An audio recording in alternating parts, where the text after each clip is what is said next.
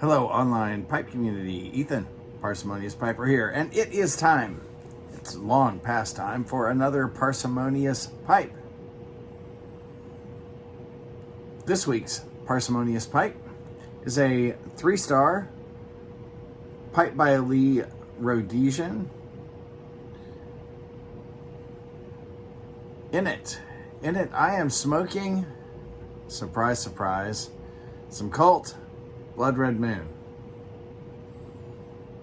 That is the blend of the week. Why, you may ask, is he smoking another aromatic as the blend of the week? Well, this weekend is Easter. I will be around a lot of folks. A lot of folks who may have a dim view of pipe smoking.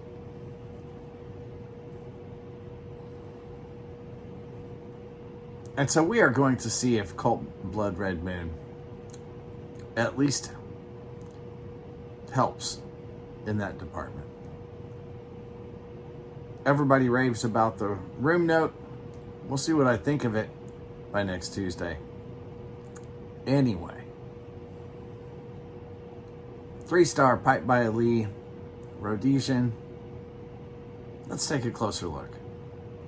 This week's before and after is not going to be a tale of wild success. In fact, it is going to be a cautionary tale. This is a 3-star stamped stars. As you can see, the stars were faint enough to begin with in the above picture. In the below, the only thing I did to this stem, because I was concerned about losing the stars, was use a magic eraser. That was apparently abrasive enough to make those stars even more faint than they were to begin with. It did, however, get the green and brown off the stem, which is a good thing. Looking at the bowl itself, when I bought this, I was not exactly sure whether what I saw as spots on that were burn throughs or whether it was a stain.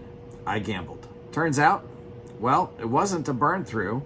As you can see in the bottom picture, which you can't, you guys don't get to feel the pipe. Whatever is on there is on the surface, but it's also deeply embedded into the surface, and you can feel it when you hold that pipe in your hand, and using nothing but some Murphy's oil soap did not get rid of that. In fact, it just kind of spread the stain out and around. Now you can see between the before and after pictures, the grain around the stain pops now. And you can see some of it coming through that stain, but the stain spot itself has gotten slightly larger. Massive fail. Well, it got a little smaller on the bottom below the bead on the bowl, but over on the stummel, that spot that you can see, that was also greasy. Whatever this is, it was a heavy, thick something. And Murphy's oil soap and scrubbing were not enough to get it completely off. If you could feel the pipe, you would be able to feel that the thickness of whatever this gunk is it's lower than it was before, but it is still not gone. I'm afraid that in order to completely get rid of that, I am going to have to sand, and I have not yet made that commitment. Small success, but you take them where you can find them. The rim, that turned out mostly just to be lava. As you can see in the after picture, there's a little bit of char on the inside, and I did not want to reshape the rim, so I didn't take care of that. But the lava is mostly gone, and the rim actually looks pretty decent now. This is another angle, though, where you can see that whatever that stain was down on the shank, that just spread when I scrubbed it. It did not completely go away. It's thinner than it was before, but that's most likely just because I've spread it out so that it's covering more surface area. And finally, the internals. It did clean up a little bit on the inside. It was not particularly dirty. This is a 3-star, but it is the 5-point stamped stars. which puts this at the very end of Pipe by Lee's run. The stems were, as you can see here, often not the original screw-in stems.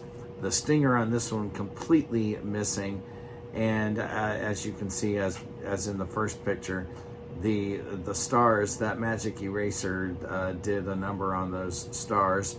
And you can also see again the smear of the whatever that is, that gunk is, that is staining the surface of this pipe.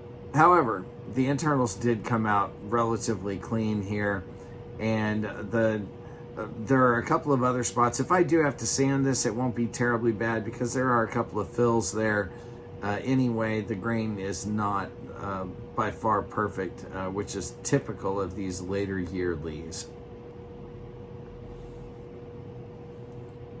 So for 27 and change, it was a little disappointing that those stains, whatever that gunk is, did not come off better than they did.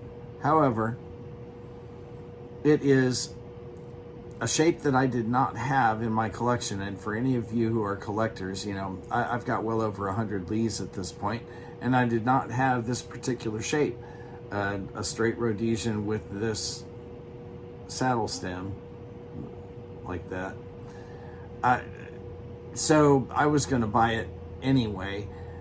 $28, it's not a huge loss. I am going to have to spend more time than I really wanted to get it into really nice condition. However, it's smoking just fine the way it is. And the way my thumb rests right there, where that stain is, tells me this was probably somebody's shop pipe. And they just got whatever gunk was on their hands on their pipe. Well, I am going to enjoy the snot out of smoking this thing. For 28 bucks, it's still not a bad investment for a pipe that smokes well, right? Well, Cold Blood Red Moon. But I'll tell you all about that on Tuesday. Folks, light something you like. Enjoy your afternoon.